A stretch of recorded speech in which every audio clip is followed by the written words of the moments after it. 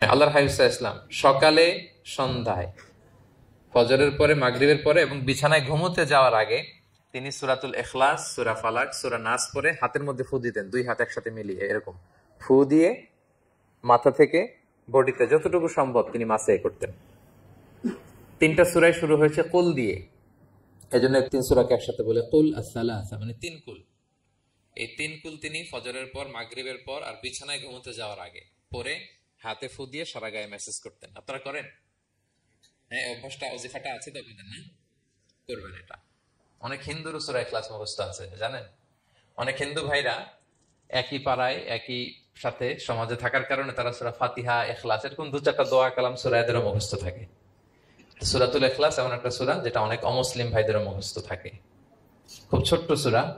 স্রষ্টার পরিচয় যে এত সহজ ভাষায় মাত্র 4টি বাক্যে দিয়ে দেয়া যায়, তার জলজন্ত প্রমাণ হচ্ছে এই সূরাতুল ইখলাস। মাত্র 4টি আয়াত। কয়টি? 4টি আয়াত দিয়ে আল্লাহ তাআলা স্রষ্টার পরিচয় খুবই চমৎকার ভাবে, প্রিসাইজলি তিনি তুলে ধরেছেন। কোরআনের অনেক জায়গায় আল্লাহ তাআলা নিজের পরিচয় দিয়েছেন। যেমন সূরা বাকারার 255 নম্বর আয়াতে, মানে আয়াতুল কুরসির মধ্যে আল্লাহ তাআলা নিজের পরিচয় তুলে ধরেছেন। একটি আয়াত, 9টি বাক্য বিশিষ্ট একটি আয়াত, সেখানে আল্লাহ তাআলার পরিচয় খুব চমৎকার ভাবে পাওয়া যায়। আয়াতুল কুরসি, এটা আপনাদের মুখস্থ আছে না? আয়াতুল কুরসি ফরজ সালাতের পরে এটা পড়বেন। আল্লাহর হাবিব সাল্লাল্লাহু আলাইহি ওয়াসাল্লাম ফরজ সালাতের পরে এটা পড়তেন। তিনি বলতেন, মান ক্বারা আয়াতুল কুরসি দুবুরা কুল্লি সালাতিন মাকতুবাতিন লাম ইয়ামনাহু মিন দুখুলিল জান্নাতি ইল্লা আল মাউত। ফরজ সালাতের পরে যে আয়াতুল কুরসি তেলাওয়াত করবে তার জান্নাতে যাওয়ার ক্ষেত্রে আর কোনো বাধা থাকে না, মৃত্যু ছাড়া। মৃত্যুটাই বাধা, মরলেই জান্নাতি। আয়াতুল কুরসির ভেতরে আল্লাহ তাআলা ওনার পরিচয় তুলে ধরেছেন খুব সংক্ষিপ্ত ভাবে, এক আয়াতে আল্লাহর পরিচয়। তারপর সূরা হাশরের শেষ 3 আয়াতে আল্লাহ তাআলা নিজের খুব চমৎকার পরিচয় তুলে ধরেছেন। তারপরে এই সূরা ইখলাসের মধ্যে আল্লাহ তাআলা আরো সংক্ষিপ্ত পরিসরে, ভেরি প্রিসাইজলি, মাত্র ছোট্ট ছোট্ট 4টা আয়াতে নিজের পরিচয় তুলে ধরেছেন। তো কিভাবে আল্লাহ তাআলা নিজের পরিচয় আমাদের সামনে পেশ করলেন, আমরা সেটাই আজকে শুনবার চেষ্টা করবো ইনশাআল্লাহ। সূরাতুল ইখলাস আপনারা কি জানেন এটা কোরআনের কততম পারায় অবস্থিত? 30তম পারায়।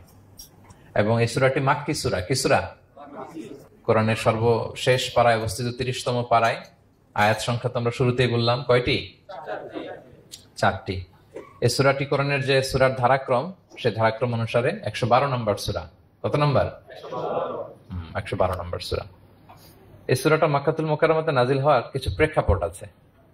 প্রেক্ষাপটগুলো হচ্ছে, আরবরা বংশকে খুব গুরুত্ব দেয়, বংশ প্রিজার্ভ করা, লিনিয়েজকে প্রিজার্ভ করা। এবং তারা মানুষকে দেখে, শুধু মানুষ তো না, মানুষের পায়ের ছাপ দেখে বলে দিতে পারতো তার বাবাকে, তার বাবাকে, পর দাদাকে, 14 পুরুষের নাম বলে দিতে পারতো। শুধু মানুষই না, তারা উটের পায়ের ছাপ দেখে, উটের পায়ের, মরুভূমির বালুতে উটের পায়ের ছাপ দেখে ওই উট কোন বংশের, ওই বংশের ওর নাম কি, ওর বাবার নাম কি, ওর দাদার নাম কি, 14 পুরুষ এরকম ছিল। এবং তারা, দুজন মানুষকে যদি ঢেকে রাখা হয় সারা শরীর, শুধু পায়ের একেবারে শেষের দিকের ছোট আঙ্গুল দেখে, এটাকে ইলমুল কিয়াফা বলে, ওই ছোট আঙ্গুলের শেপ দেখে ওরা বলে দিতে পারতো সে কোন বংশের, তার বাবার নাম কি, দাদার নাম কি, 14 পুরুষ। তারা এই লিনিয়েজকে প্রিজার্ভ করতো আর কি এইভাবে। এবং এই বংশ পরিক্রমা মুখস্থ করা, জানা, জিজ্ঞেস করা, এটাকে গুরুত্ব দিত। তো তারা আল্লাহকেও আমাদের মতো এরকম একজন সত্তা ভেবে আল্লাহ হাবিব সাল্লাল্লাহু আলাইহি ওয়াসাল্লামকে জিজ্ঞেস করতেছে যে, ইদান খালাকাল্লাহু কুল্লা শাই ফামান খালাকাল্লাহ।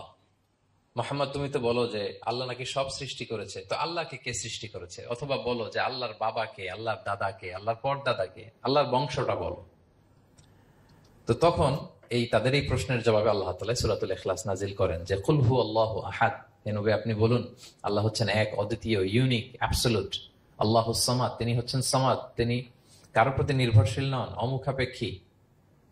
লাম ইয়ালিদ ওয়া লাম ইউলাদ, তিনি কাউকে জন্ম দেনও নাই, আবার তিনি কারো কাছ থেকে জন্ম নেনও নাই। ওয়ালাম ইয়াকুল লাহু কুফুয়ান আহাদ, তার সমকক্ষ, তার মতো, তার সিমিলার মহাবিশ্বে দ্বিতীয় কেউ নাই। সুবহানাল্লাহ। এটা হচ্ছে শানে নুজুল, কোন প্রেক্ষাপটে নাজিল হয়েছে, এটা হচ্ছে একটা বর্ণনা। আরেক বর্ণনা এসছে, মক্কার মুশরিকরা জিজ্ঞেস করতে আরম্ভ করলো, ইয়া মুহাম্মদ, আমরা জানি মানুষ মাটির তৈরি, ফেরেশতারা নূরের তৈরি, মানে আলোর তৈরি, এরপর জিনেরা আগুনের তৈরি, আল্লাহ কিসের তৈরি?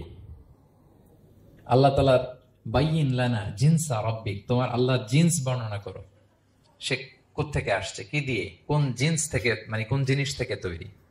তখন আল্লাহ তাআলা এই সূরাটা নাযিল করলেন, কুল হুয়াল্লাহু আহাদ আল্লাহুস সামাদ লাম ইয়ালিদ ওয়া লাম ইউলাদ ওয়া লাম ইয়াকুল লাহু কুফুয়ান আহাদ। এইভাবে অনেকগুলো বর্ণনা পাওয়া যায় যে এরকম এরকম প্রেক্ষাপটে যখন রাসূল সাল্লাল্লাহু আলাইহি ওয়াসাল্লামকে তারা এই সমস্ত প্রশ্ন জিজ্ঞেস করে, তখন তাদের প্রশ্নের জবাব স্বরূপ আল্লাহ তাআলা 4 আয়াত বিশিষ্ট এই সূরাটি নাযিল করেন। তাহলে সূরার কোন প্রেক্ষাপটে, কোন সিচুয়েশনে সূরাটা নাযিল হলো, এটা সবার কাছে ক্লিয়ার না এখন? এই সূরার কিছু ফজিলত পাওয়া যায়। আপনারা তো সূরার নাম শুনেছেন সূরাতুল ইখলাস। ইখলাস শব্দের অর্থ হচ্ছে সিনসিয়ারিটি, আন্তরিকতা বা একনিষ্ঠতা। যেহেতু এই সূরায় একনিষ্ঠতার সাথে আল্লাহর তাওহীদের ঘোষণা দেওয়া হয়, এজন্য এই সূরার নাম হচ্ছে সূরাতুল ইখলাস। আবার এই সূরাকে সূরাতুত তাওহীদও বলে, যেহেতু আল্লাহর একত্ববাদের ঘোষণা এই সূরায় দেওয়া হচ্ছে, ওয়াননেস অফ গড। আবার এই সূরার একটা নাম হচ্ছে সূরাতুল মারিফা, যেহেতু এই সূরা মারিফা মানে জানা বা চেনা, যেহেতু এই সূরা পড়ার মধ্য দিয়ে আল্লাহর পরিচয় জানা যায়, আল্লাহকে চেনা যায়, এজন্য সূরার নাম সূরাতুল মারিফা। আচ্ছা, এই সূরার অনেক ফজিলত আছে, অনেক ফজিলত। আমরা কয়েকটা ফজিলত আপনাদের সামনে শেয়ার করবো ইনশাআল্লাহ। এই সূরার 1 নম্বর ফজিলত হচ্ছে রাসূল সাল্লাল্লাহু আলাইহি ওয়াসাল্লাম বিভিন্ন সুন্নাহ নামাজে, সুন্নত নামাজের দ্বিতীয় রাকাতে এই সূরাটা পড়তেন। যেমন ফজরের 2 রাকাত সুন্নত আছে না, ফজরের 2 রাকাত সুন্নতের দ্বিতীয় রাকাতে রাসূল সাল্লাল্লাহু আলাইহি ওয়াসাল্লাম এটা পড়তেন। প্রথম রাকাতে সূরা কাফিরুন, দ্বিতীয় রাকাতে সূরা ইখলাস, এটা পড়তেন। মাগরিবের নামাজের যে সুন্নাত, সেই সুন্নাতেরও দ্বিতীয় রাকাতে আল্লাহর হাবিব সাল্লাল্লাহু আলাইহি ওয়াসাল্লাম এই সূরাটা পড়তেন। তাওয়াফ করার পরে 2 রাকাত নামাজ পড়তে হয়, জানেন? ওই 2 রাকাত নামাজে রাসূল সাল্লাল্লাহু আলাইহি ওয়াসাল্লাম প্রথম রাকাতে সূরাতুল কাফিরুন, দ্বিতীয় রাকাতে সূরাতুল ইখলাস পড়তেন। বিতিরের সালাতের শেষ রাকাতে আল্লাহর হাবিব সাল্লাল্লাহু আলাইহি ওয়াসাল্লাম সূরাতুল ইখলাস পড়তেন। এই মর্মে অনেকগুলো হাসান হাদিস আছে। তাহলে কখন কখন সূরাতুল ইখলাস পড়তেন রাসূল সাল্লাল্লাহু আলাইহি ওয়াসাল্লাম, কোন নামাজে? ক্লিয়ার না? ফজরের 2 রাকাত সুন্নত নামাজের শেষের রাকাতে, মাগরিবের 2 রাকাত সুন্নত নামাজের শেষের রাকাতে, তাওয়াফের পরে যে 2 রাকাত পড়তে হয় শেষের রাকাতে, বিতিরের সালাতের শেষ রাকাতে। এই সূরাটাকে আল্লাহর হাবিব সাল্লাল্লাহু আলাইহি ওয়াসাল্লাম সুলুসুল কোরআন বলেছেন, 1/3 অফ দ্য কিতাব। কোরআনের 3 ভাগের 1 ভাগ। সূরাতুল ইখলাস তা'দিলু সুলুসাল কোরআন। সূরা ইখলাস হচ্ছে কোরআনের 3 ভাগের 1 ভাগ। তার মানে আপনি যদি একবার সূরা ইখলাস পড়েন, কয় পারা তেলাওয়াতের সওয়াব? 2 বার পড়লে, 3 বার পড়লে, 3 বার পড়লে 1 খতম কোরআনের সওয়াব। আলহামদুলিল্লাহ। কেউ কেউ বলেন যেহেতু আল্লাহর একত্ববাদের কথাবার্তা কোরআনে 1/3 মানে 1/3 জুড়ে আছে, সেহেতু সূরাতুল ইখলাস সুলুসুল কোরআন মানে হচ্ছে যে কোরআনের 3 ভাগের 1 ভাগে আল্লাহ যা নিয়ে কথা বলেছে সূরাতুল ইখলাসের ভিতরেই সেটা সংক্ষেপে চলে আসছে। এজন্য এটাকে বলা হয় 1/3 অফ দ্য বুক, কোরআনের 3 ভাগের 1 ভাগ। এটার আরেকটা, এই হাদিসটা মুতাওয়াতির হাদিস, সূরাতুল ইখলাস তা'দিলু সুলুসাল কোরআন। এটা এমন সংখ্যক, বেশি বেশি সংখ্যক সাহাবী প্রতিটি জেনারেশনে বর্ণনা করেছে, সাহাবী, তাবি, তাবি, তাবি। এই হাদিসের ব্যাপারে কোনো ডাউট তৈরি হয় না, কোনো সাসপিশন তৈরি হয় না। খুবই ভ্যালিড এই হাদিসটা, যেটা কোরআনের 3 ভাগের 1 ভাগ। আচ্ছা, আল্লাহর হাবিব সাল্লাল্লাহু আলাইহি ওয়াসাল্লাম আরেকটা হাদিসে এসেছে, এক সাহাবীকে কোবা পল্লীতে ইমাম করে পাঠিয়েছেন। মদিনা মসজিদে নববীর পাশে একটা মসজিদ আছে, মসজিদে কোবা, সেই মসজিদের ইমাম করে এক সাহাবীকে পাঠিয়েছেন। ওই সাহাবীর একটা অভ্যাস ছিল, উনি প্রত্যেক রাকাতে সূরা ফাতিহার পরে আগে সূরা ইখলাস পড়তেন। ধরেন প্রথম রাকাতে সূরা ফাতিহার পরে ইখলাস, এরপর একটা সূরা পড়তেন। দ্বিতীয় রাকাতে সূরা ফাতিহার পরে আবার সূরা ইখলাস, এরপর একটা সূরা পড়তেন। ধরেন যে জুমার নামাজ 2 রাকাত, উনি ফাতিহার পরে প্রথমে কোন সূরাটা পড়ে নিতেন, এরপরে অন্য যে কোনো একটা সূরা। দ্বিতীয় রাকাতে সূরা ফাতিহার পরে কোন সূরাটা প্রথমে পড়ে নিতেন? ইখলাসের। এটাই ওনার স্বভাব। প্রত্যেক নামাজে যদি কোনো ইমাম সাহেব শুধু সূরা ইখলাস পড়ে, একটু খারাপ লাগবে না আমাদের? ওনার মুসল্লিদেরও তাই লেগেছে। ওনারা জিজ্ঞেস করলেন, তুমি এটা কেন করো? এরকম না করে স্বাভাবিকভাবে পড়ো। তো উনি বললেন, না, আমি এইভাবেই পড়বো, আমি যেভাবে পড়তেছি এইভাবেই পড়বো, পড়লে পড়ো, না হলে তোমাদের হিসাব তোমাদের। তো তারা যে রাসূল সাল্লাল্লাহু আলাইহি ওয়াসাল্লামের কাছে বিচার দিল যে, ইয়া রাসূলুল্লাহ, দেখেন একজন ইমাম আপনি আমাদের জন্য নির্ধারণ করেছেন, উনি প্রত্যেক রাকাতে সূরা ইখলাস পড়ে, ইন এভরি সিঙ্গেল রাকা সূরা ইখলাস পড়ে। তো রাসূল সাল্লাল্লাহু আলাইহি ওয়াসাল্লাম তাকে ডাকলেন, ডেকে বললেন, ঘটনা কি? তুমি নাকি এরকম করো, প্রত্যেক রাকাতে ফাতিহার পরে আগে ইখলাস দিয়ে শুরু করো, কেন কেন করো? সে বলতেছে, ইয়া রাসূলুল্লাহ, হ্যাঁ আমি আসলে এমনটা করি, কারণ আমি এই সূরাটাকে বড্ড ভালোবাসি। কারণ ফিহি সিফাতুর রহমান, এই সূরার ভেতরে আল্লাহর পরিচয় মেলে, আল্লাহর পরিচয় পাওয়া যায়, যেন সূরাটাকে আমি বড্ড ভালোবাসি। রাসূল সাল্লাল্লাহু আলাইহি ওয়াসাল্লাম বললেন, ঠিক আছে, তোমার অভ্যাসের পরিবর্তন করার দরকার নাই, হুব্বুকা ইয়াহা ইউদখিলুকাল জান্নাহ, এই সূরার প্রতি তোমার এই ভালোবাসাই তোমাকে জান্নাতে প্রবেশ করাবে। আরেক বর্ণনা এসেছে, তুমি যেমনি আল্লাহর পরিচয় থাকার কারণে সূরাটাকে ভালোবাসো, আল্লাহ জানিয়েছেন যেন তোমাকে জানাই আল্লাহ তোমাকে ভালোবাসে। এই সূরার ভিতরে রহমানের পরিচয় পাওয়া যায়, আল্লাহ সুবহানাহু ওয়া তাআলার পরিচয় পাওয়া যায়। এজন্য আমি প্রত্যেক আয়াতে সূরা ইখলাস পড়তাম। আরেকটা হাসান পর্যায়ের হাদিসে পাওয়া যায়, নবম হিজরিতে আল্লাহর খলিল সাল্লাল্লাহু আলাইহি ওয়াসাল্লাম তাবুক যুদ্ধে অংশগ্রহণ করেছিলেন। আপনারা তাবুক যুদ্ধের নাম শুনেছেন? নিশ্চয়ই শুনেছেন, যারা ইসলামের ইতিহাস ইসলামের বায়োগ্রাফি নিয়ে পড়াশোনা করেছেন। তাবুক হচ্ছে অনেক দূরে মদিনা থেকে, খুব কষ্টের সফর ছিল। তখন খেজুর পেকে সবার ঘরে পাকা খেজুর উঠাতে হবে, আবার প্রচন্ড গরম, আবার সফরের দূরত্ব অনেক বেশি। এই সফরে মূলত কোনো যুদ্ধ সংগঠিত হয়, তাবুক যুদ্ধে কোনো যুদ্ধ হয় নাই। কয়েক সপ্তাহ লাগছে যেতে, কয়েক সপ্তাহ ফিরতে, এতটুকুই। জাস্ট কে পাক্কা ইমানদার আর কারা মুনাফেক হিপোক্রিট, এটাকে ক্লিয়ার করার জন্য আল্লাহ তাআলা এই যুদ্ধের আহ্বান জানিয়েছেন যে যাও, অ্যাটাক করো, তাবুকে যাও। বিশাল বাহিনী, প্রায় বিশাল একটা বাহিনী যে তাবুকে চলে গেল।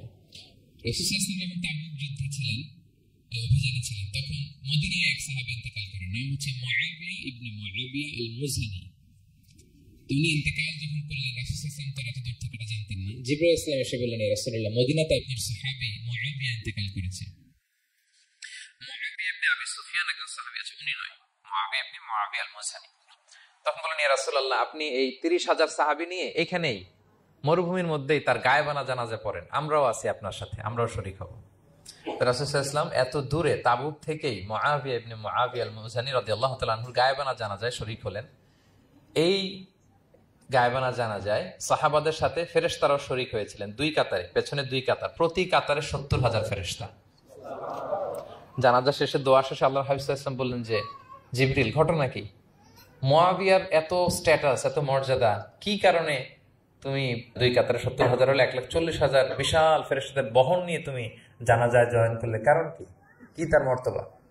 জিবরাইল আলাইহিস সালাম বললেন, ইয়া রাসূলুল্লাহ, আপনার সাহাবী মুআবিয়ার বৈশিষ্ট্য ছিল তিনি কাইমান আও কাঈদান, দাঁড়িয়ে অথবা বসে, মাশিয়ান আও রাকিবান, আরোহণ অবস্থায় অথবা চলন্ত অবস্থায়, উঠতে বসতে চলতে ফিরতে সবসময় সে পড়তে থাকতো কুল হুয়াল্লাহু আহাদ আল্লাহুস সামাদ লাম ইয়ালিদ ওয়া লাম ইউলাদ ওয়া লাম ইয়াকুল লাহু কুফুয়ান আহাদ। এই সূরাটা ছিল তার ডেইলি ওজিফা, সবসময় উঠতে বসতে চলতে ফিরতে কোন সূরা পড়তো? সূরা ইখলাস পড়তো। এজন্য আল্লাহ তাআলার আদেশে আমরা ১,৪০,০০০ ফেরেশতা নিয়ে তার জানাজায় শরীক হয়েছি। সুবহানাল্লাহি ওয়া বিহামদিহি। তাহলে বুঝতে পারতেছেন এই সূরার মর্তবা কতটা পছন্দনীয় সূরা আল্লাহর কাছে। যদিও ছোট আয়াত, কয়টা, কিন্তু আল্লাহর কাছে এটার ফজিলত অনেক বেশি। প্রিয় ভাইরা, শুধু এখানেই শেষ নয়, আল্লাহর হাবিব সাল্লাল্লাহু আলাইহি ওয়াসাল্লাম সকালে, সন্ধ্যায়, ফজরের পরে, মাগরিবের পরে এবং বিছানায় ঘুমোতে যাওয়ার আগে তিনি সূরাতুল ইখলাস, সূরা ফালাক, সূরা নাস পড়ে হাতের মধ্যে ফু দিতেন, দুই হাত একসাথে মিলিয়ে এরকম ফু দিয়ে মাথা থেকে বডিতে যতটুকু সম্ভব তিনি মাসে করতেন। ৩টা সূরাই শুরু হয়েছে কুল দিয়ে, এজন্য ৩ সূরাকে একসাথে বলে কুল আস-সালাসা, মানে ৩ কুল। এই ৩ কুল তিনি ফজরের পর, মাগরিবের পর আর বিছানায় ঘুমোতে যাওয়ার আগে পরে হাতে ফু দিয়ে সারা গায়ে মেসেজ করতেন। আপনারা করেন? হ্যাঁ, অভ্যাসটা, ওজিফাটা আছে তো আপনাদের, না? করবেন। এটা special protection, you will get a special protection from Allah সুবহানাহু ওয়া তাআলা। অনেকে দেখবেন ব্ল্যাক ম্যাজিক করে, ব্ল্যাক ম্যাজিক কিন্তু সত্য, ম্যাজিক করে, সেহের করে আপনাকে দুর্বল করে ফেলবে। স্বয়ং আল্লাহর হাবিব সাল্লাল্লাহু আলাইহি ওয়াসাল্লামকে সেহের করা হয়েছিল। উনি কয়েক মাস স্ত্রীদের সাথে ফিজিক্যাল ইন্টিমেসিতে যেতে পারতেন না, এত দুর্বল হয়ে গেছিলেন। লাবিদ ইবনে আল-আসাম নামে এক ইহুদি মিত্র, সে জাদু করেছিল রাসূল সাল্লাল্লাহু আলাইহি ওয়াসাল্লামকে। ওনার মাথার চুল, চিরুনির ভেতর 11টা গিট দিয়ে সেই ব্ল্যাক ম্যাজিক করেছে। নবী সাল্লাল্লাহু আলাইহি ওয়াসাল্লাম কয়েক মাস অসুস্থ ছিলেন। পরে সূরা ফালাক, নাস যখন নাজিল হয় তখন আল্লাহ তাআলা বিষ্ণু সাল্লাল্লাহু আলাইহি ওয়াসাল্লামকে সুস্থ করে দিলেন। সাহাবীদেরকে নিয়ে এক কুয়ার নিচ থেকে, চিরুনি থেকে এই গিটগুলো খুলে খুলে রাসূল সাল্লাল্লাহু আলাইহি ওয়াসাল্লাম 11টা আয়াত তেলাওয়াত করলেন। রাসূল সাল্লাল্লাহু আলাইহি ওয়াসাল্লামকে সুস্থ করে দিল কে? আল্লাহ সুবহানাহু ওয়া তাআলা শিফা নসিব করলেন। তার মানে ব্ল্যাক ম্যাজিক সত্য, সেহের করে মানুষ। আপনার সফলতা, আপনার সাকসেস, এটা সবার ভালো লাগবে না, মনে রাখবেন। সবাই এটা পছন্দ করে না। আল আইনু হক, নজর কিন্তু সত্য, নজর সত্য, নজরের প্রভাব আছে, চোখের প্রভাব আছে। এজন্য কারো ভালো কিছু দেখলে মাশা আল্লাহ বলবেন, আল্লাহর দিকে ফিরিয়ে দিবেন, ওটার কল্যাণ কি বলবেন? একটা সুন্দর ফুটফুটে বাচ্চা দেখলে মাশা আল্লাহ, কারো সফলতা দেখলে, কারো ফার্মে গেলেন, বাগানে যেয়ে দেখলেন ফল মূল ভর্তি, কি বলবেন? মাশা আল্লাহ, বিসমিল্লাহ মাশা আল্লাহ বললে এটাতে আর ক্ষতি হয় না। অনেকে বলে যে বাবা মা মাশাআল্লাহ বলা লাগে না, বাবা মা আর নাকি মামা, এই তিনজন নাকি মাশাআল্লাহ না বললে কিছু, এটা ভুল কথা, বাবা মারা বলতে হয়। বাবাও তার ছেলের কোনো সাকসেস ভালো কিছু দেখলে কি বলবে? মাশা আল্লাহ, তাবারাকাল্লাহ, অথবা বিসমিল্লাহ মাশা আল্লাহ, এটা আপনারা বলবেন। নজরের প্রভাব আছে। আপনি সিম্পলি দেখেন, এই যে আমি আপনাদের দিকে তাকিয়ে তাকিয়ে কথা বলছি, আমি যদি অনেকক্ষণ স্টারিং করি কারো দিকে ভেবে তাকিয়ে থাকি, সে ভালো ফিল করবে? কেন, আমি কি তার মারছি, ধরছি, স্পর্শ করছি? কিছুই তো করলাম, শুধু আমি তার দিকে তাকিয়ে আছি, তার মানে এতেই সে অস্বস্তি ফিল করতেছে। ধরেন যে আপনি কোন একটা প্রোগ্রামে বসে আছেন, আপনার পাশে যে বসে, আপনি তার দিকে এরকম 10 মিনিট তাকায় আছেন, কোনো কথা ছাড়া শুধু তাকিয়েই রইলেন, তার কি ভাল লাগবে বলেন? সে কি কমফোর্টেবল ফিল করবে? সে ভয় পাবে, সে ভয় পাবে, অস্বস্তি ফিল। আপনি কিছুই করেন নাই, না তাকে টাচ করেছেন, না ধরেছেন, ছুঁয়েছেন, কিছু, শুধু তাকিয়ে আছেন। দেখেন নজরের কি প্রভাব। আল্লাহ আইনু হাক, নজর সত্যি। এজন্য কারো সাকসেস দেখলে আমরা সবসময় যেন মাশাআল্লাহ বলি। মাশাআল্লাহ ঠোঁটের সাথে মিলিয়ে রাখবেন। ভালো দেখলে কি বলবেন? মাশাআল্লাহ, মাশাআল্লাহ, বিসমিল্লাহ মাশাআল্লাহ, মাশাআল্লাহ, তাবারাকাল্লাহ, এটা বলবেন। তাহলে আল্লাহর হাবিব সাল্লাল্লাহু আলাইহি ওয়াসাল্লামকেও সেহের করা হয়েছিল। এজন্য এই সেহের থেকে, ব্ল্যাক ম্যাজিক থেকে, আইন মানে জেলাসি, মানুষের নজর দিয়ে যে হিংসা করে, এই জেলাসি থেকে, মিন শাররি হাসিদিন ইযা হাসাদ, হাসাদ থেকে, মিন কুল্লি মাকরুহিন ওয়া সুরুর, এই সব ক্যালামিটি, ডিজাস্টার, এগুলো থেকে পানা হিসেবে আপনি এই ওয়াজিফাটা করবেন। 3 কুল, কুল আস-সালাসা, 3 কুল। আমার সাথে সাথে বলেন, কয় কুল? কি কি? সূরাতুল ইখলাস, সূরা ফালাক, সূরা নাস। এই 3টা পড়ে ফজরের পর, মাগরিবের পর আর ঘুমোতে যাওয়ার আগে হাত দুইটাকে একসাথে করে পরে লম্বা একটা ফু দিয়ে মাথা থেকে মাসাজ করবেন সারা গায়ে। করা যাবে ইনশাআল্লাহ বিইذنিল্লাহ। এবং আম্মা জান আয়েশা রাদিয়াল্লাহু তাআলা আনহা বলতেন, আমি যখন কখনো অসুস্থ হয়ে যেতাম, অসুস্থ হলে রাসূল সাল্লাল্লাহু আলাইহি ওয়াসাল্লামকে যে যখন কমপ্লেইন করি, ইয়া রাসূলুল্লাহ আমি তো অসুস্থ, রাসূল সাল্লাল্লাহু আলাইহি ওয়াসাল্লাম আমাকে এই আমলটা করতে বলতেন। মানে আয়েশা, তুমি সূরাতুল ইখলাস, সূরা ফালাক, সূরা নাস পড়ে সারা গায়ে কি করো? ফু দাও। হ্যাঁ। আলী রাদিয়াল্লাহু তাআলা আনহু বর্ণনা করেন, আল্লাহর হাবিব সাল্লাল্লাহু আলাইহি ওয়াসাল্লাম একবার নামাজ পড়তেছেন, নামাজে তিনি সিজদারত অবস্থায়, ইন দ্য মিন টাইম লাদাগাতহুল আকরা, একটা বিচ্ছু রাসূল সাল্লাল্লাহু আলাইহি ওয়াসাল্লামের আঙ্গুলে কামড় দিল। বিচ্ছুর কামড় খাইছেন? হ্যাঁ, কেমন লাগে? খুব আরাম লাগে? খুব যন্ত্রণা হয়, অনেক যন্ত্রণা হয়। রাসূল সাল্লাল্লাহু আলাইহি ওয়াসাল্লামকে যখন কামড় দিল নামাজের অবস্থায়, রাসূল সাল্লাল্লাহু আলাইহি ওয়াসাল্লাম খুব যন্ত্রণা পেলেন, ব্যথা পেলেন, বিচ্ছুটারে লানত করলেন। সাধারণত লানত করতেন না, তিনি বলতেন লানাতুল্লাহি আলাল আকরা, এই বিচ্ছুর উপর লানাত, লা ইয়াদাউ নাবিয়ান লা গায়রা, এই বিচ্ছু নবীও চিনে না, মানুষও চিনে না। কোথায় কামড় দিতে হবে এটাও বুঝতেছে না। শুধু নবী না, সব নবীদের নবী, উনারা কামড় দিয়ে ফেলছে। তাই আল্লাহর পক্ষ থেকে পরীক্ষা ছিল, কেয়ার করা। উনি ভর্ৎসনা করলেন, লানত করে বললেন, নবীও চিনস না, মানুষও চিনস না, কামড় দিয়ে খুব কষ্ট পাচ্ছেন তিনি। তো আল্লাহ হাবিব সাল্লাল্লাহু আলাইহি ওয়াসাল্লাম বললেন, যাও গরম পানি আর লবণ নিয়ে আসো, এনে এটার মধ্যে ঢালো। তো ঢালতে আরম্ভ করলো। লবণ কিন্তু খুবই ব্যথানাশক, pain killer, natural pain killer. এটার মধ্যে সোডিয়াম ক্লোরাইড আছে, তো এটা গরম করে লবণ মিশিয়ে দিলে যে কোনো ব্যথা ট্যাথা সাথে সাথে ভালো হয়ে যায়। রাসূল ইসলাম বললেন ঢালো। ঢালতেছে, রাসূল ইসলাম পড়তেছেন কুল হুয়াল্লাহু আহাদ আল্লাহুস সামাদ লাম ইয়ালিদ ওয়া লাম ইউলাদ ওয়া লাম ইয়াকুল লাহু কুফুয়ান আহাদ বলে ফু দিচ্ছেন আর ঢালতেছে। ঢালাও শেষ, আঙ্গুলের ব্যথাও শেষ। তাহলে রাসূল সাল্লাল্লাহু আলাইহি ওয়াসাল্লামের একটা চিকিৎসা পদ্ধতি আপনারা জানলেন, তিব্বে নাবাবী, যে সাপ বিচ্ছু কিছু দংশন করলে ওখানে কুসুম, ওয়ার্ম ওয়াটার, লবণ দিয়ে ওয়ার্ম ওয়াটার করে সেখানে ঢালতে হবে। আর কোন সূরা পড়তে হবে? কুল হুয়াল্লাহু আহাদ আল্লাহুস সামাদ লাম ইয়ালিদ ওয়া লাম ইউলাদ ওয়া লাম ইয়াকুল লাহু কুফুয়ান আহাদ, এটা পড়তে হবে। তাহলে এই সূরার ফজিলত কি জানতে পেরেছেন আপনারা? ক্লিয়ার তো না? আমি রিপিট করি, কি কি ফজিলত বললাম। রাসূল সাল্লাল্লাহু আলাইহি ওয়াসাল্লাম ফজরের নামাজের সুন্নাতে, মাগরিবের সুন্নাতে, তাওয়াফের পরের সুন্নাতে, ভিতরের শেষ রাকাতে সূরাতুল ইখলাস পড়তেন। রাসূল সাল্লাল্লাহু আলাইহি ওয়াসাল্লাম সূরাটাকে সুলুসুল কোরআন, 1/3 অফ দ্য কিতাব বলেছেন। কোরআনের কয় ভাগের 1 ভাগ? এবং এক সাহাবীর ঘটনা তো শুনলাম, সে সব নামাজে সূরা ইখলাস পড়তো। মুসল্লিরা কমপ্লেইন করার পরেও সে পড়লো। রাসূল সাল্লাল্লাহু আলাইহি ওয়াসাল্লাম বললেন, কেন পড়ো? বলে যে ফিহি সিফাতুর রহমান, এই সূরায় আল্লাহর পরিচয় আছে, এই সূরাটা বড় ভালো লাগে। তো রাসূল সাল্লাল্লাহু আলাইহি ওয়াসাল্লাম বললেন, এই সূরার প্রতি তোমার ভালো লাগেই তোমাকে জান্নাতে নিয়ে যাবে। আরেক বর্ণনায় যে তুমি যেমনি আল্লাহর কারণে সূরাকে ভালোবাসো, আল্লাহও জানিয়েছেন তিনি তোমায় ভালোবাসেন। এরপর মুআবিয়া ইবনে মুআবিয়া আল মুজানির হাদিস শুনলাম, তিনি উঠতে বসতে চলতে ফিরতে সবসময় কোন সূরা পড়তেন? সূরাতুল ইখলাস। ফলে আকাশ থেকে 1,40,000 ফেরেশতা এসে দুই কাতারে 70,000 করে ওনার গায়েবানা জানাজায় অংশগ্রহণ করেছেন। এবার বলেন, এটাকে আপনারা কি ওয়াজিফা বানাবেন? হ্যাঁ, বানাবেন। ডেইলি ওয়াজিফা, মেক ইট ইউর ডেইলি ওয়াজিফা। রিসাইট সূরাতুল ইখলাস every day, specially in the morning and evening. তাহলে সূরার ইন্ট্রোডাক্টরি ডিসকাশন শেষ, নাজিলের প্রেক্ষাপট শেষ, ফজিলত শেষ। এবার আমরা সূরায় ঢুকে যাই। কি বলেন? আউযু বিল্লাহি মিনাশ শাইতানির রাজীম, বিসমিল্লাহির রহমানির রহিম। বিতাড়িত শয়তান থেকে আল্লাহর কাছে পানাহ চাই, পরম করুণাময় অসীম দয়ালু আল্লাহর নামে শুরু করছি। আল্লাহ বলছেন, কুল হুয়াল্লাহু আহাদ। হে নবী, আপনি বলুন। ওই যে বারবার প্রশ্ন করে, বাইয়িন লানা জিনসা রাব্বিক, তোমার আল্লাহ কি দিয়ে তৈরি? আল্লাহ কি স্বর্ণের তৈরি, না রূপার তৈরি, না কাঠের তৈরি? এইভাবেই লিটারালি বলতেছে, আহুয়া মিন যাহাব আও ফিদ্দা আও মিন খাশাব। মুহাম্মদ, তোমার আল্লাহ কি স্বর্ণের, না রূপার, না কাঠের? আল্লাহ বলেন, নবী আপনি এটা বলেন। কুল, নবী আপনি বলুন, হুয়াল্লাহু আহাদ। আল্লাহ হচ্ছে এক। তোমরা যেরকম আল্লাহকে ভাবো, আল্লাহ আসলে ওই রকম নয়। আল্লাহর সত্তাটা আমাদের মতো নয়, সৃষ্টিগত সত্তার মতো নয়।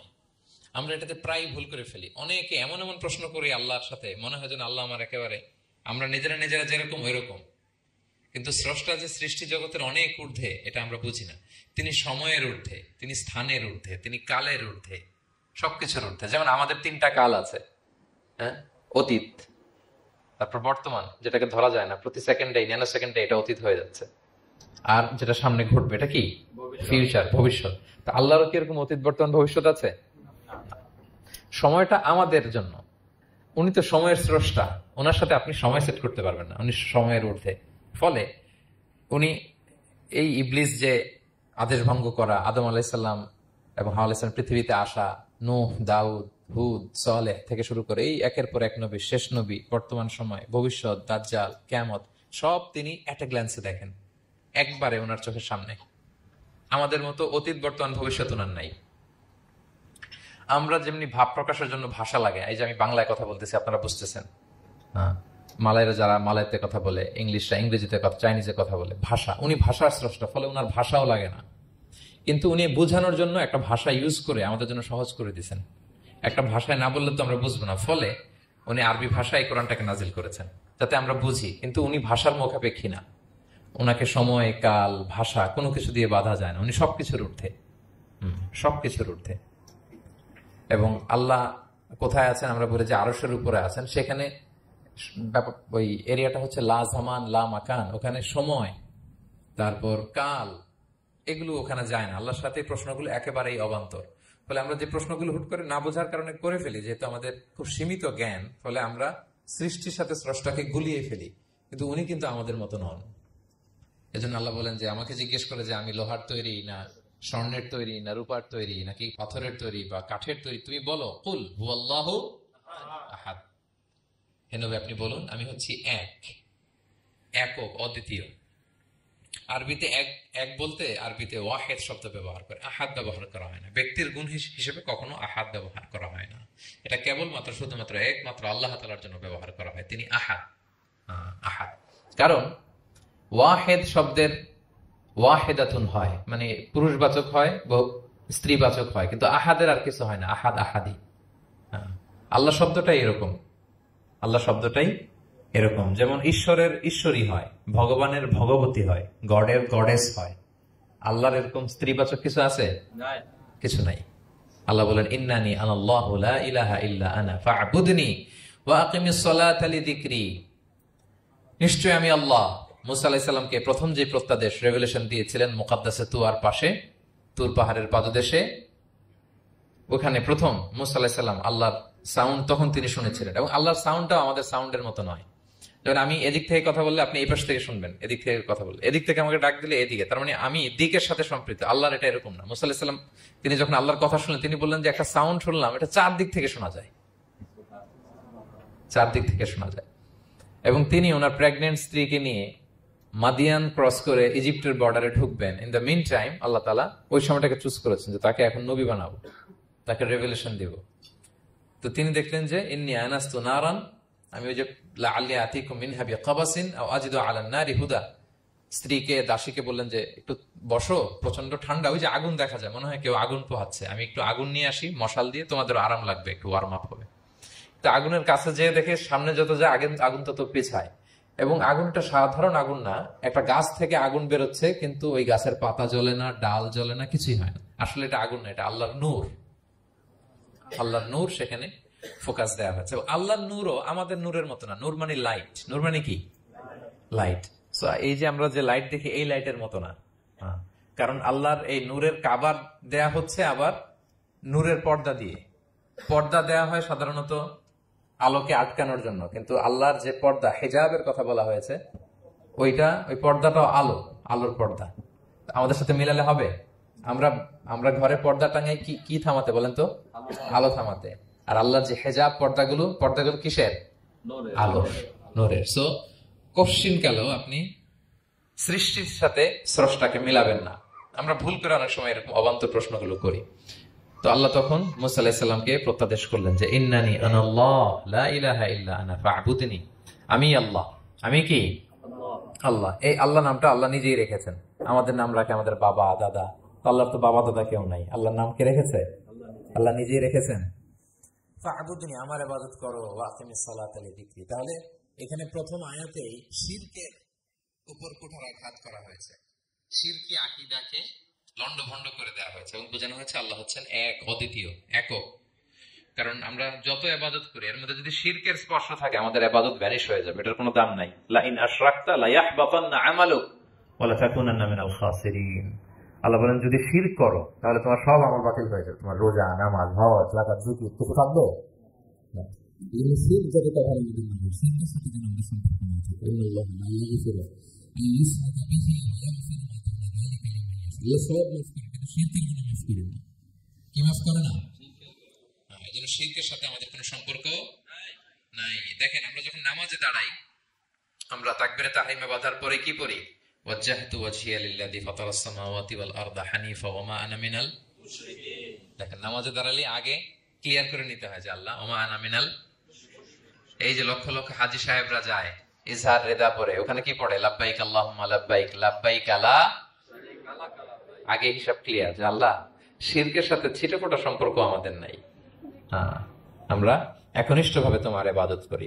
তাহলে সূরাতুল ইখলাস বেসিক্যালি তাওহীদের একনিষ্ঠ ঘোষণার নাম, যেটার প্রথম আয়াত আল্লাহ তাআলা নবীকে বললেন যে হে নবী, আপনি আমার পরিচয় দিয়ে দেন। আপনি বলুন কুল হুয়াল্লাহু আহাদ, আমি এক, একক, অদ্বিতীয়। কুল হুয়াল্লাহ, নবী আপনি বলুন তিনি হচ্ছেন আল্লাহ এবং তিনি হচ্ছেন আহাদ। আল্লাহ নামটার অনেক ভাবে কোরআনে পরিচয় দিয়েছেন। আল্লাহ আলিফ লাম লাম, আলিফ ছাড়া, লিল্লাহ দিয়ে, লাম ছাড়া, লাহু দিয়ে, আপনি যেভাবেই বলবেন সেভাবে আল্লাহর পরিচয় পাওয়া যায়। লিল্লাহি মা ফিস সামাওয়াতি ওয়া মা ফিল আরদ, কোরআনের অনেক আয়াতে এসেছে। লাম বাদ দিয়ে দিলে লাহুল মুলকু ওয়া লাহুল হামদু ওয়া আলা কুল্লি শাইইন কাদির। লাম বাদ দিয়ে দিলে হা দিয়ে আল্লাহর পরিচয় দিয়েছেন, হুয়া দিয়ে পরিচয় দিয়েছেন, হুয়াল্লাহুল্লাযী লা ইলাহা ইল্লাহু। তাহলে যেভাবে আপনি পরিচয় খুঁজতে যাবেন সেখানে আল্লাহর পরিচয় পাওয়া যাবে। আল্লাহ তাআলা বলছেন হুয়াল আউয়ালু ওয়াল আখিরু ওয়াল যাহিরু ওয়াল বাতিন ওয়া হুয়া বিকুল্লি শাইইন আলিম। তিনি প্রথম, তিনি শেষ, তিনি প্রকাশ্য, তিনি গোপন। তিনি প্রথম মানে কি? তিনি সূচনাহীন, অতীত থেকে আছেন। দেখেন, আমাদের সাথে মিলে না। আমাদের অতীতের একটা সূচনা থাকে, কি বলেন? আমার জন্মের একটা স্টার্টিং পয়েন্ট আছে না, যে এখান থেকে আমার অস্তিত্ব শুরু, এত সালে আমি, এত সালে আপনি। তার মানে আমাদের একটা স্টার্টিং আছে তো, নাকি? আল্লাহ স্টার্টিং কবে থেকে বলেন? কবে থেকে যে এই সময় থেকে উনি আল্লাহ বলেন? Nobody knows, কারণ হুয়াল আউয়াল, এই আউয়াল মানে এমন শুরু, সূচনাহীন শুরু, এমন শুরু যেটার কোনো কি নাই, সূচনা নাই। আবার সীমাহীন ভবিষ্যৎ পর্যন্ত তিনি থাকবেন। কতদিন তার রাজত্ব, ক্ষমতা, সভরেন্টি, পাওয়ার থাকবে? কতদিন বলেন? সীমাহীন, এটার কোনো শেষ নাই। হুয়াল আউয়াল ওয়াল আখির ওয়াল যাহির ওয়াল বাতিন। এবং সবকিছু ধ্বংস হবে তিনি ছাড়া। কুল্লু মান আলাইহা ফান ওয়া ইয়াবকা ওয়াজহু রাব্বিকা যুল জালালি ওয়াল ইকরাম। সব শেষ হবে, উনি অবিনশ্বর, শাশ্বত, চিরঞ্জীব। তাই বলে উনি আমাদের থেকে দূরে নন, খুব কাছে। আমরা ডাকলেই তিনি ডাকে সাড়া দেন। আমাদের সবকিছু তিনি দেখেন, অবজার্ভ করেন, মনিটর করেন। ওয়া নাহনু আকরাবু ইলাইহি মিন হাবলিল ওয়ারিদ। আমাদের এখানে একটা রগ থাকে, এই রগেরও কাছে, তার মানে খুব কাছে, খুব কাছে। আমরা তাকে না দেখলেও তিনি আমাদের দেখেন। লা তুদরিকুহুল আবসার ওয়া হুয়া ইউদরিকুল আবসার ওয়া হুয়াল লাতীফুল খবীর। কোন চোখ তাকে দেখে না, কোন দৃষ্টি তাকে আয়ত্ত করতে পারে না, কিন্তু সকল দৃষ্টিকে তিনি আয়ত্তে রাখেন। সুবহানাল্লাহ। এভাবে আল্লাহ তাআলা খুব প্রিসাইজলি 4টা আয়াত দিয়ে নিজের পরিচয় দিয়েছেন। কুল হুয়াল্লাহু আহাদ, হে নবী আপনি বলুন তিনি আল্লাহ, তিনি অদ্বিতীয়। বাংলারও অনেক সীমাবদ্ধতার ফলে আমাকে এক, একক এগুলো ইউজ করা লাগতেছে, কিন্তু আল্লাহর আহাদ বোঝাতে যে এক, একক এটা যথেষ্ট না। এটা আমার লিমিটেশন, আমাদের লিমিটেশন, ভাষার লিমিটেশন। কিছু দিয়ে তো আমার অডিয়েন্সকে বা আমাদের বুঝতে হবে দ্য এসেন্স অফ গড। এজন্য আমরা বলি এক, একক, অদ্বিতীয়। অদ্বিতীয়টা খুব অনেকটাই পারফেক্ট। তাহলে তিনি হচ্ছেন আহাদ, এবং এই আহাদের লেসন দেওয়ার জন্য সব নবীরা এসেছে। সব নবীরা একই কথা বলেছেন, আদম আলাইহিস সালাম থেকে শুরু করে বিষ্ণু আলাইহিস সালাম পর্যন্ত একই কথা বলেছেন যে ইয়া কওমি ইবুদুল্লাহা মা লাকুম মিন ইলাহিন গায়রু আফালা তাআকিলুন। হে আমার জনপদের লোকেরা, কি হলো তোমরা এত কিছুর ইবাদত করো, দাসত্ব করো, তোমরা ইবাদত করবে এক সত্তার, তিনি কে? মা লাকুম মিন ইলাহিন গায়রু, তিনি ছাড়া কোনো ইলাহ তোমাদের নেই। তাহলে এই যে ওয়াননেস অফ গড, স্রষ্টা যে একজন, এই কনসেপ্টটাকে ক্লিয়ার করবার জন্যই এত এত নবীরা পৃথিবীতে হাজির হয়েছেন। তাহলে আল্লাহর চমৎকার একটা নাম জানলাম আমরা, আহাদ। কি নাম? মজার ব্যাপার হচ্ছে এই নাম কোরআনে আর কোথাও নাই। আহাদুন শব্দ যেটা আছে এটা অন্য অর্থে, এক এক অর্থে আর কি, কিন্তু আল্লাহর আহাদ কোরআনে শুধু এই সূরাতেই এসেছে। আল্লাহর আহাদ নামটা শুধু এই সূরাতেই এসেছে, আহাদ আহাদ। আপনারা বেলাল রাদিয়াল্লাহু তাআলা আনহুর ঘটনা জানেন যে উমাইয়া ইবনে খালাফ খুব পছন্দ মাওলা ছিল ওনার, মনিব। এমন কোন অত্যাচার নাই যে ঈমান আনার কারণে বেলাল রাদিয়াল্লাহু তাআলা আনহুর উপর করা হয়নি। পিটানো, চাবুক মারা, টানা হেচড়া করা, উত্তপ্ত মরুভূমিতে যারা হজ উমরা করতে গিয়েছেন তারা তো দেখেছেন মরুভূমির বালু, ওখানে কত গরম, চাল ছেড়ে দিলে মুড়ি হয়ে যাবে, খই হয়ে যাবে। ওই উত্তপ্ত গরম বালুতে বেলাল রাদিয়াল্লাহু তাআলা আনহুকে শুইয়ে পেটের উপরে পাথর রেখে দেওয়া হয়েছিল। তখন তিনি আল্লাহর একত্ববাদের ঘোষণা এই শব্দটা দিয়ে করেছেন। অস্ফুট কণ্ঠে উনি বারবার বলছিলেন আহাদ আহাদ আহাদুন আহাদ। তো আল্লাহ তাআলার এই নামটা, আহাদ নামটা, এই সূরা ছাড়া কোরআনের অন্য কোথাও আসেনি। তাহলে প্রথম আয়াতটা কি? কুল হুয়াল্লাহু। হে নবী তারা জিজ্ঞেস করে আমার বংশ কি, বাপদাদা কই, কাঠের না মাটির না লোহার না সোনার, আপনি বলুন কুল হুয়াল্লাহু, তিনি এক, অদ্বিতীয়। আল্লাহুস সামাদ, তিনি হচ্ছেন সামাদ। আল্লাহর আরেকটা নাম আস-সামাদ, আল্লাহুস সামাদ। সামাদ শব্দের অনেকগুলো অর্থ পাওয়া যায়। সামাদের একটা মিনিং হচ্ছে যার উপরে আর কারো কোনো স্ট্যাটাস বা মর্যাদা নাই। আরবিতে বলে মানতাহা ইলাইহি সুগদাদু ওয়া শারাফ, মর্যাদা, স্ট্যাটাস যত শীর্ষে পিকে যেতে পারে ওইটার নাম হচ্ছে সামাদ, এর উপরে নাই। সামাদের আরেকটা অর্থ হচ্ছে যে পরনির্ভরশীল নয়, মানে তার কারোর উপর নির্ভর করা লাগে না, সে স্বয়ং সম্পূর্ণ। আচ্ছা পৃথিবীতে এমন কারো নাম বলেন তো যে কোনো দিন কোনো কিছুতে কোনো কাজে অন্যের মুখাপেক্ষী হওয়া লাগে নাই, সে একা একা আত্মনির্ভরশীল স্বয়ং সম্পূর্ণ, এরকম একজনের নাম বলেন। আছে? কেউ নাই। কোনো না কোনো ভাবে আপনি পাওয়ারফুল কারো কথা বলবেন, এত আরো নির্ভরশীল, এরা রাস্তা দেখায় না দিলে চলতেও পারে না, কোন দিকে যাইতে হবে এটা বলার জন্য 10 জন থাকে, এর ওয়াশরুমে নিয়ে যেতে হয় 10 জনের, এর এই সাপোর্ট ওই সাপোর্ট এই প্রোটোকল অনেক কিছু, এর লোক লাগে আরো বেশি। তার মানে সাহায্য ছাড়া চলতে পারে এমন কোন সত্তা পৃথিবীতে নাই। একটা সত্তা যার কারো কোনো সাহায্য লাগে না, যার কারোর প্রতি কোনো নির্ভরতা নাই, কারো কাছে ঠেকা নাই, গোটা বিশ্ব তার কাছে ঠেকা, তিনি কে? তার নাম সামাদ। তার নাম কি? আল্লাহুস সামাদ, অমুখাপেক্ষী, অ্যাবসলিউটলি ইন্ডিপেন্ডেন্ট। কখনো কোনো কাজে তার কারো কাছে যেতে হয় না, কারো উপর ভরসা করতে হয় না, কারো প্রতি তার কোনো ঠেকা নাই। সব গোটা দুনিয়া তার কাছে ঠেকা, তার কাছে ফরিয়াদ করে, তার দিকে ঝুঁকে পড়ে আসতে বাধ্য। ওই সত্তার নাম হচ্ছে সামাদ। সামাদ ক্লিয়ার সবার কাছে? আল্লাহ তাআলা বলছেন ইয়া আইয়ুহান নাসু আনতুমুল ফুকারাউ ইলাল্লাহ ওয়াল্লাহু হুয়াল গনিয়ুল হামিদ।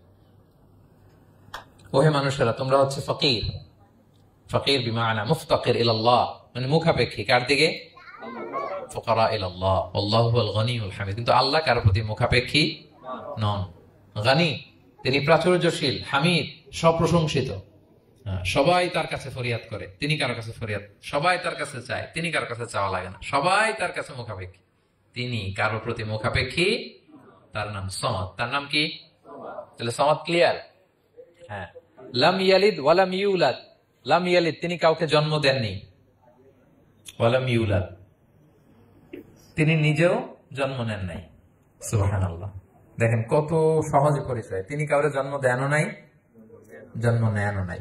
সুবহানাল্লাহ, আমাদের ধর্ম যে কত সুন্দর, এক আল্লাহর দিকে আমাদেরকে রেফার করা হয়েছে। অন্যান্য ধর্মের দিকে দেখেন কি আজীব কথা, খ্রিস্ট ধর্মে বলে আদম আলাইহিস সালাম পাপ করছে, ওই পাপের কারণে আমরা সবাই নাকি পাপী, জন্মাইলেই নাকি পাপী। ইসলাম বলে আমরা জন্মগ্রহণ করি মাসুম অবস্থায়, নিষ্পাপ। কিন্তু খ্রিস্টানরা কি বলে, আমরা পাপ নিয়ে জন্মাই, ফলে খোদার ছেলের দুনিয়াতে আসা লাগছে, এসে সবার পাপ নিজের কাঁধে নিয়ে শুলে চড়ছে, এরপরে খোদার সাথে যে বসে আছে। এটা হচ্ছে খ্রিস্ট ধর্মের কথা। অন্যান্য অনেক ধর্মে দেখেন ল্যাংটা বাবার কাছে যে মাথা নোয়াতে হয়, এরকম অনেক ধর্ম দেখছেন যে লোকটার চুলে জট বাঁধা, দাড়িতে জট বাঁধা, একেবারে উলঙ্গ, তার কাছে যে সবাই এরকম হাত পাতে, দেখছেন? দেখেন না আপনারা, নাকি শুধু আমি একাই দেখলাম? দেখছেন সবাই? আছে, কিন্তু আমি ধর্মের নাম বলতেছি না, কোনো ধর্মকে ছোট করা যাবে না, কিন্তু এরকম আছে। তো দেখেন কি সমস্ত অদ্ভুত নিয়ম কানুন, আগুন নিয়ে ওইখানে দৌড়াইতে হয়, এই করতে হয়। কিন্তু আমাদের এক সত্তার কাছে আমরা চাই, কোনো ভায়া লাগে না, মিডিয়েটর লাগে না, মধ্যস্থতাকারী লাগে না, আল্লাহ বলে ডাকার সাথে সাথে তিনি ডাকে সাড়া দেন। লাম ইয়ালিদ ওয়া লাম ইয়াকুল লাহু, জন্ম দেনও নাই, জন্ম নেনও নাই। মুশরিকরা বলতো আল মালাইকাতু বানাতুল্লাহ, তারা বলতো ফেরেশতারা নাকি আল্লাহর মেয়ে। নাউযুবিল্লাহ। ওয়া ক্বালাতিল ইয়াহুদু উযাইরুন ইবনুল্লাহ, ইহুদিরা বলতো উযাইর আলাইহিস সালাম আল্লাহর ছেলে।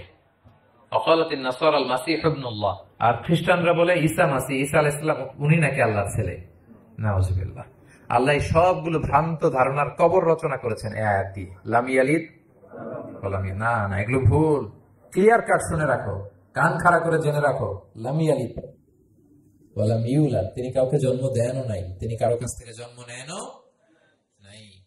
ইমাম আবু বকর আল বাকিল্লানি একজন বড়, অনেক বড় একজন দার্শনিক ছিলেন এবং তর্কবাগীশ ছিলেন, ইরাকের। নাম শুনেছেন কেউ? আবু বকর আল বাকিল্লানি। তো উনি কারোর সাথে তর্ক লাগলে উনি খ্রিস্ট ধর্মের কত লোককে যে শাহাদা পড়াইছেন ওনার যৌক্তিক আলোচনা দিয়ে, তর্ক দিয়ে। সুবহানাল্লাহ। এক খ্রিস্টান পাদ্রী ওনারে প্রশ্ন করলো, তোমরা মুসলমানরা খুব রেসিস্ট। উনি বললেন কেন?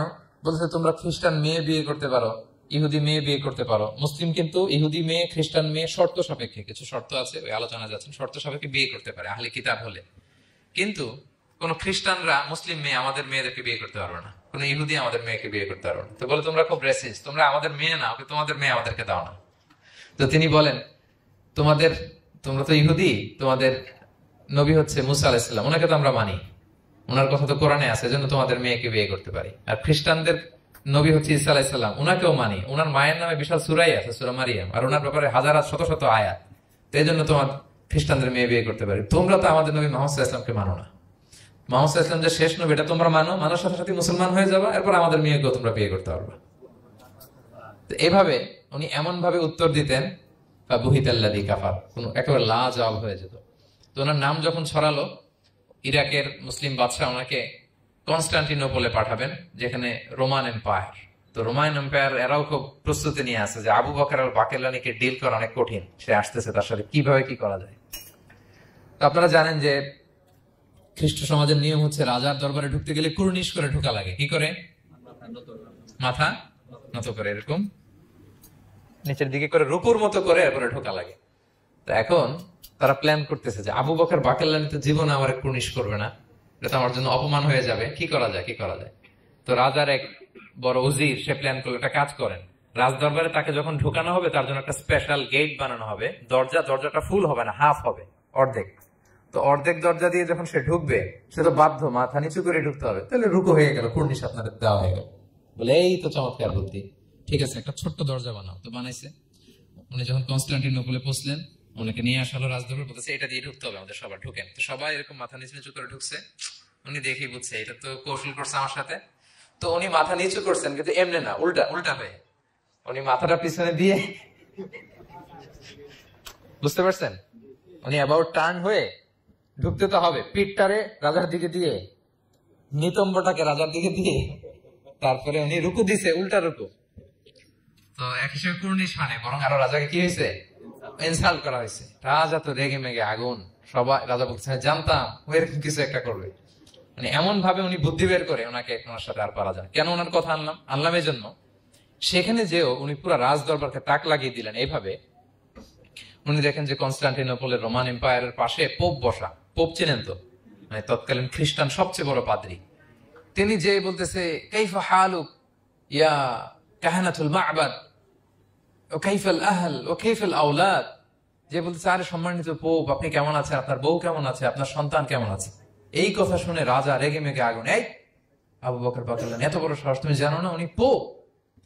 পোপদের বিয়ে করা নিষেধ, তারা এত পবিত্র, তাদের স্ত্রী হয় না, তাদের সন্তান হয় না। একজন পবিত্র সত্তার সন্তান থাকে কি করে, স্ত্রী থাকে কি করে, তারা আমাদের পোপ। আবু বকর বাকিল্লানি বলে, আপনাদের পোপের যদি স্ত্রী থাকলে ইজ্জত চলে যায়, সন্তান থাকলে সম্মান ক্ষুণ্ণ হয়, তাহলে আপনারা ঈসা আলাইহিস সালামকে আল্লাহর সন্তান কি করে বানান, মেরিকে আল্লাহর স্ত্রী কি করে বানান? সুবহানাল্লাহ। আল্লাহর সাথে আপনারা বউ সেট করতে পারেন, আল্লাহর সন্তান সাব্যস্ত করতে পারেন, কিন্তু আপনার পোপকে জিজ্ঞেস করলে আপনার স্ত্রী কেমন আছে, আপনার বউ কেমন আছে, আপনার রেগে মেগে আগুন। এই কথা শুনে ওই মদিনা যারা আছে সব সমাধা করে মুসলমান হয়ে গেছে। এরকম অনেক লোক ওনার বুদ্ধিমত্তা দেখে সমাধা পড়ে পড়ে মুসলমান হয়ে গিয়েছে। এজন্য আল্লাহ তাআলা শিরকি আকীদার উপর কুঠারাঘাত করে তিনি বললেন লাম ইয়ালিদ ওয়া লাম ইউলাদ, তিনি জন্ম দেনও নাই জন্ম নেনও নাই, ওয়া লাম ইয়াকুল লাহু কুফুয়ান আহাদ। এই কুফু শব্দটা আল্লাহর জন্য যে ব্যবহার হয়েছে কোরআনে আর কোথাও নাই। এক হচ্ছে আহাদ আর এই কুফু, আর কোথাও নাই। আল্লাহ বলেন ওয়া লাম ইয়াকুল লাহু কুফুয়ান আহাদ, তার সমকক্ষ কেউ নাই। আল্লাহর মতো similar, nothing is similar to him, equivalent to him. আল্লাহর মতো সিমিলার কিছু নাই। তাহলে আল্লাহ কার মতো? আল্লাহর মতো। আল্লাহ কার মতো? আল্লাহর মতো। অন্য আয়াতে আল্লাহ তাআলা বলছেন লাইসা কামিসলিহি শাই, তার মতো কেউ নাই, তিনি তার মতো। তাহলে আল্লাহ কার মতো? আল্লাহর মতো। ওয়া লাম ইয়াকুল লাহু কুফুয়ান আহাদ, তার মতো কেউ নাই, তিনি তার মতো। তাহলে হচ্ছে আর আয়াতে আল্লাহর পরিচয় পাইছেন আপনারা? তিনি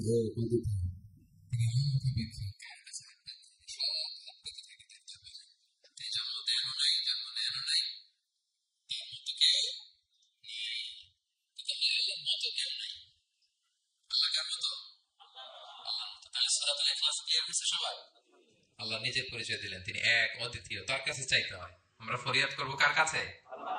বিপদে আপদে, যে কোনো বিপদে ক্রাইসিসে পড়লেই কি করবেন? কার কাছে শেয়ার করবেন? নাকি ফেসবুকে শেয়ার করবেন? আমরা বিপদে পড়লে কোথায় শেয়ার দিয়ে দেই? প্রথমেই আমাদের শেয়ার দেওয়ার জায়গা কই? কিন্তু আসলে শেয়ার করতে হবে কার কাছে? প্রথমে আল্লাহর কাছে বলুন। তিনি আপনাকে বিপদ মুক্ত করতে পারেন, তিনি আপনাকে শান্ত করতে পারেন, আপনার অস্থিরতা দূর করতে পারেন, তিনি কেবল আপনাকে সফলতা দিতে পারেন, আর কেউ পারে না। এজন্য ফরিয়াদের হাত যেন আমরা তার দরবারে উঠাই। আল্লাহ তাআলা আমাদের সবাইকে কথাগুলো বোঝার আমল করার তৌফিক দান করুন।